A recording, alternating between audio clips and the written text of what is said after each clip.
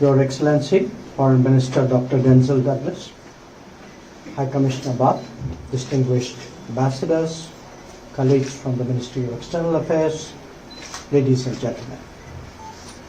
I'm truly delighted today to join you all, and I congratulate the government of St. Kitts and Nevis on the official inauguration of the new High Commission in India.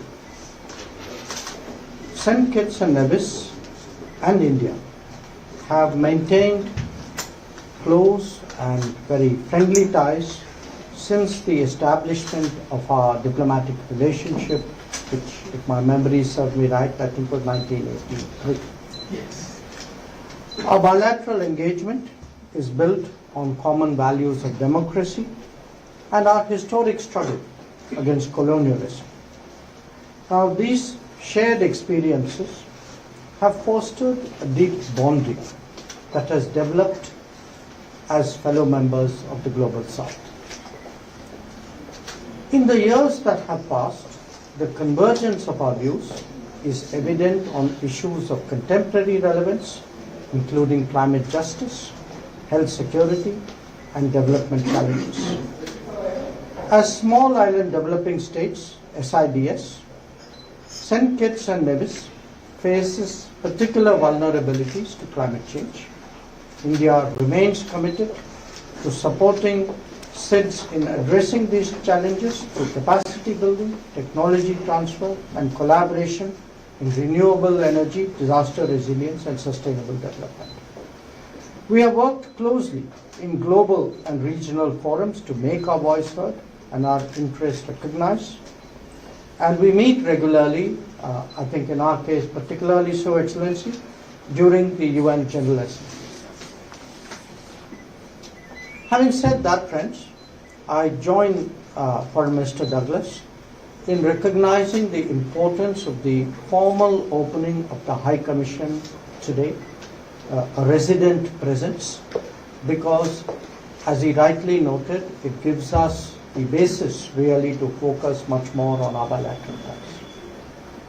Your presence today, Minister Douglas, enabled us to explore possibilities and exchange views in that regard. India is already engaged in a project on the processing and packaging of lima beans. We agreed today in our discussions in our meeting earlier this afternoon to conclude a framework on quick impact projects that would deliver for local communities. We also spoke about health challenges and the importance of maintaining medical inventories and emergency supplies nearby for the use of CARICOM members. Tourism is the lifeblood of the economy of St. Kitts and Nevis. Our discussions touched upon the involvement of Indian businesses in this sector.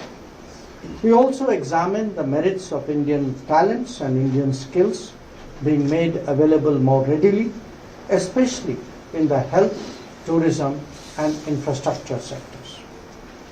Excellency, dear friends, all of you are aware that India has enthusiastically embraced digital opportunities to promote good governance and economic efficiency.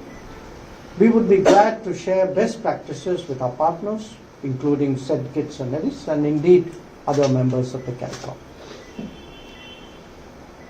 I am sure that as the High Commission establishes itself more deeply, this resident presence will prove invaluable in strengthening our ties.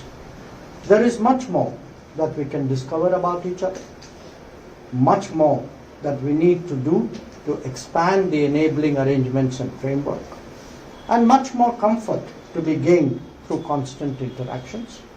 I'm sure that the High Commissioner and his team will do so working with my colleagues in the Ministry.